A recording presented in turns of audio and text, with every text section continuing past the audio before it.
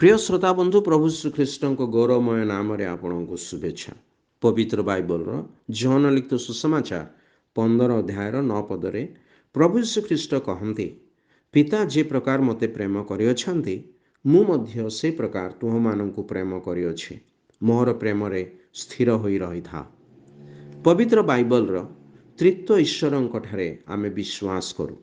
पिता ईश्वर, पुत्र ईश्वर एवं पवित्र आत्मा ईश्वर से माने एक अटंती। प्रभु जीशु ख्रीष्ट कहती जे एही तीन व्यक्तित्व मध्यरे जो प्रेम रही से प्रेम रे से अपना शिष्य मान को प्रेम कले। आम माने पापी थिबा समय सुधा ख्रीष्ट जे आम मान निमंते मृत्यु भोग कले से ईश्वर आम मान प्रति अपना प्रेम सप्रमाण करुअछन्ति।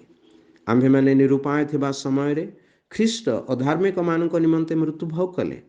पाप हेतु आम माने ईश्वर शत्रु हलु, कारण आम मान मंद कर्म द्वारा आमे ईश्वर धार्मिकता दबाई रखा चेष्टा कलु। तांको प्रकृत धार्मिकतार पथ को आमर वक्र मंद पथरे बदलाइबा चेष्टा कलु।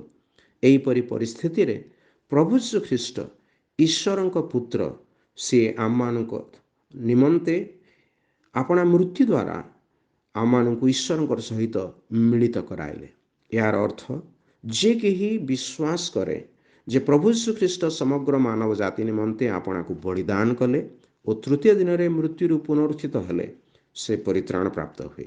से परि व्यक्ति ईश्वर प्रेम और ख्रीष्ट प्रेम को अनुभव करिपारे। प्रभु श्रीकृष्ण ठारे विश्वास द्वारा आपण मध्य ख्रीष्टंकर प्रशस्त उच्च गभीर अमाप प्रेम अनुभव करंतु। धन्यवाद।